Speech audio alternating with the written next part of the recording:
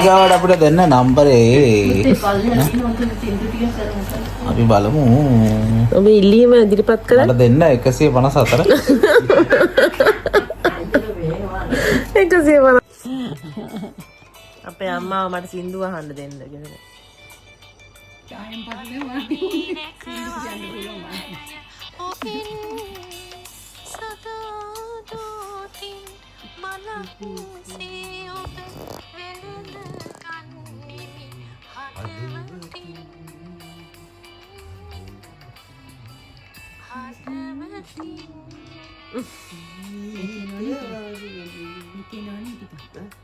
තාත්තත් කියනවා හොඳට.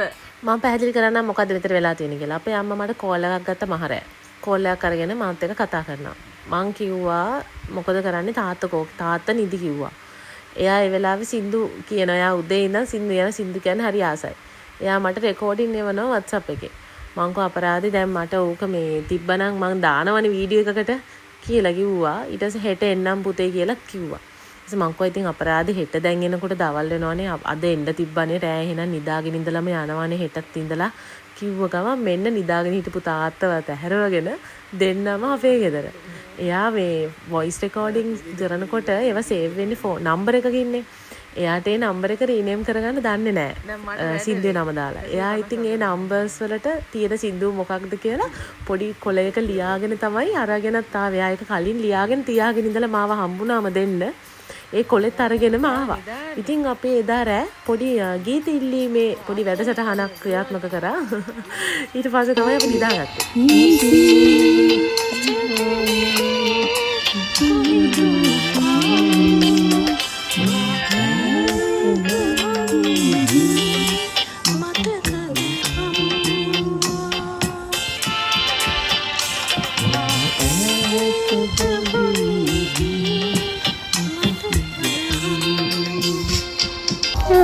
ගුණවාචි ආවන්න. අර බලන්න ගුණවාචි ඉන්නවනේ. මෑනික. අර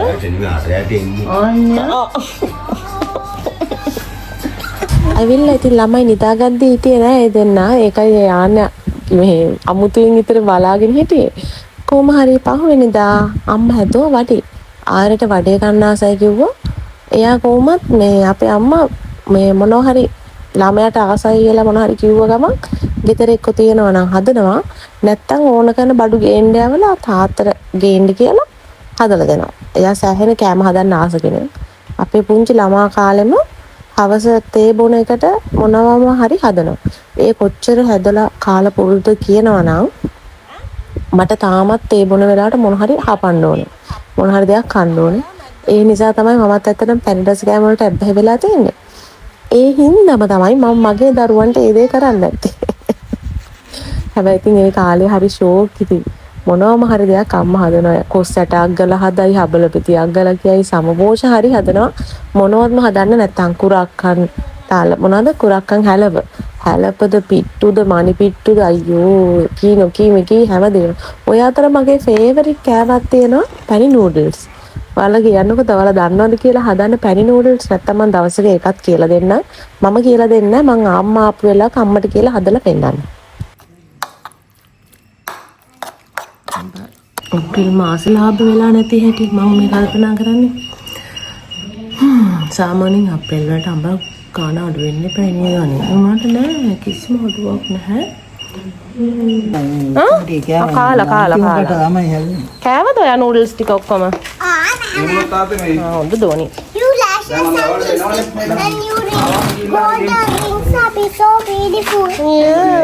අර බලන් ඔෆිස් එකේ මේක කරන්නේ. අම්මා can you push me? එහෙම මේ ඔන්න කරේ ඉස්සරහ පුටු ටිකක් දාලා දෙන්න. මූණ? මෙතන ප්ලාස්ටික් පුටු ටිකක් දාලා දෙන්න වැඩ කර. අර ගොල්ලන්ද? ඇයි එහෙ කරන්ට් එක නැන්ද? අද 5 වෙනකන් නෑලුනේ අනේ. වැඩ කරන්න. 12 වෙද්දි දාන්න හිටපු vlog එක මං හිතන්නේ මට පරක්කු වෙයි දාන්න අද 5 වෙනකන් කරන්ට් එක. මට වීඩියෝ එක හදලා තින්නේ අප්ලෝඩ් කරගන්න බැරි වුණානේ. ඔෆිස් එකටත් ගිහිල්ලා ජිම් එකටත් ගිහිල්ලා ආවට පස්සේ අපි ගියා පොඩි ගමනක්. බලන්න කොයිද ගියේ කියලා බලන්න ගන්න.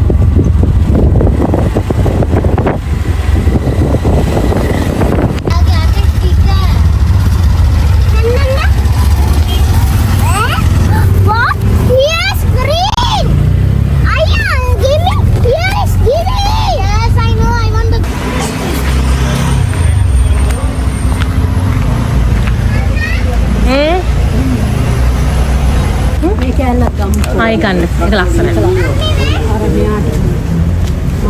ඒක ලස්සනයි.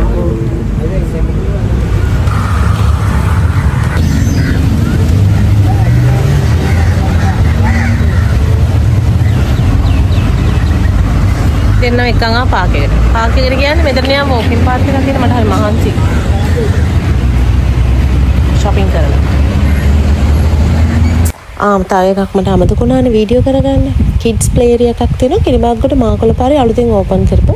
අපි එතනටත් බබාලා දෙන්නවා ගෙනිච්චා ගොඩක් ලොකු තැනක් නෙවෙයි. හැබැයි ඉතින් shape ඉතින් පොඩි වෙලාවකට වගේ තියන්න පැයක් විතර ඉදෙන සැලසුම්. ඔයාලට හිතුණා මෙන්න මේක පෙන්නන්න. මම කොළ සාමාන්‍යයෙන් බිම දාන්නේ නැහැ. කොළ ටිෂු පාවිච්චි කරන දේවල් ගමනක් යනකොට ඒව එකතු කරනවා. එකතු කරලා ගෙදර ගෙනියනවා. ඉතින් මේ මම ඉස්කෝලේ යන කාලේ මගේ බෑග් එකේ පිටිපස්ස පොකට් එකක් තිබුණා. ටොෆි කොළ බස් ටිකට් ඔය ඔක්කොම පිරිච්ච. මේ යාළුවෝ කියන දවස් කුණු බෑග් එක කියලා. මගේ බෑග් එක. ඒ කොළ ඔක්කොම පිරිච්චින්න මට මේ පුරුද්ද ඇති කරේ ඇත්තරම මගේ යාළුවෙක්. අනුෂිකා කියලා යාළුවෙක්. 2007 විතර. එයා මට කිව්වා මම දවසක් ටොෆි කොළයක් හරි මොකක් හරි කාබුද බිම දාද්දි මචං පරිසරය දූෂණය කරන්න එපා.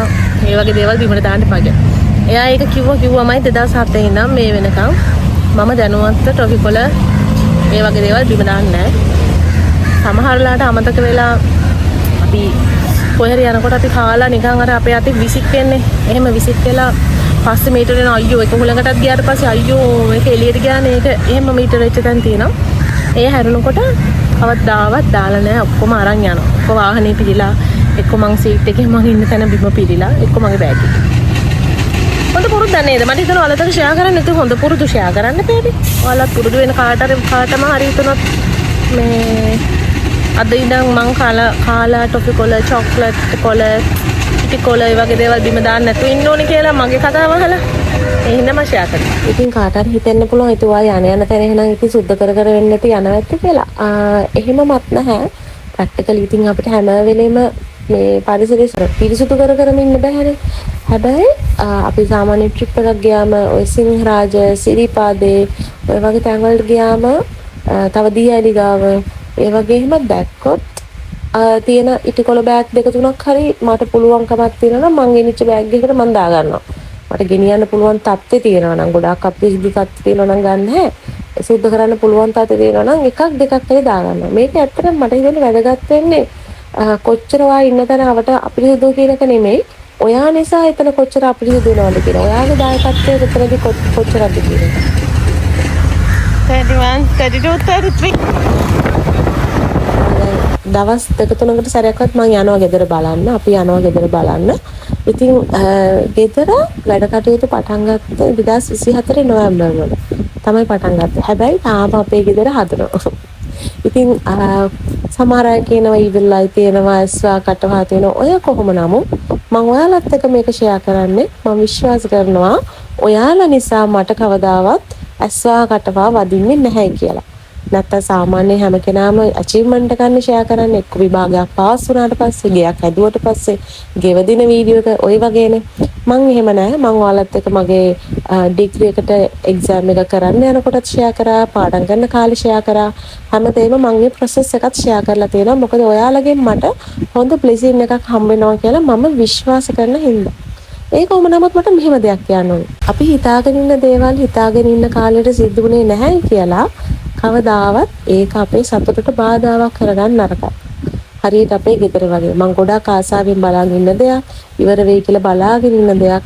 හැබැයි ඒක හදලා ඉවර වෙන්න තාමත් කල් තියෙනවා. ඉතින් හිතපු කාලෙ වෙද්දි අපිට හදාගන්න බැරි වුණා කියලා ඔයාලා මගේ පහුගිය වීඩියෝස් බලලා බැලුවොත් ගිහිල්ලා කවදාවත් මම අසතුටින්වත් මං කරගෙන ඉන්න වැඩ නවත්තලවත් මගේ විදිහ වෙනස් කරගෙනවත් නැහැ. ඉතින් මං හිතනවා ඒක තමයි වටිනම දේ. අපේ ජීවිතේ අපි බලාපොරොත්තු වෙමින් අචීව් කරන්න බලාපොරොත්තු වෙමින් ඉන්න දේවල් ගෝල්ස් වලට අපිට යන්න බැරි වුණා. ඒ කාලෙ වෙද්දි යන්න බැරි වුණා. අපේ තියෙන ඉනර් පීස් එක නැති කරගන්න හොඳ නැහැ. අපේ තියෙන හිත ඇතුළාන්තයේ තියෙන සතුට නැති කරගන්න හොඳ නැහැ. ඒක තමයි වැදගත්ම දේ. ඉතින් මට ඔයාලට කියන්න ඕනුනේ ඔයාලගේ ගිය අවුරුද්දට අචීව් කරගන්න හිතේ මොන හරි දෙයක් තියෙනවා නම් ඒක මේ අවුරුද්දට කල් ගියා කියලා ස්ට්‍රෙස් වෙන්න එපා, දුක් වෙන්න එපා. ඔයා ජීවත් වෙලා ඉන්නවා නම් ඔයාගේ අතපය කකුල් දෙක තිබුණු විදිහටම තියෙනවා නම් තිබුණු ටාගට් එකට ඔයාට මේ අවුරුද්දේ බැරි වුණත් ලබන අවුරුද්දේ හරි ඔයාට යන්න පුළුවන්. ඒකට මමත් ඔයාට විශ් කරනවා. හැබැයි මෙහෙම දෙයක් තියෙනවා. අචීව් කරමු නැති ටාගට්ස් ගැන හිත දුක් වෙලා හරියන්නේ නැහැ. අතම අලුතෙන් ප්ලෑන් එකක් ගහලා ඒ ප්ලෑන් එකට වැඩ කරන්න. ටාගට් එක අචීව් කරනකම් සතුටින් ඉන්න බලන්න. ගිහින් එන්න බයි.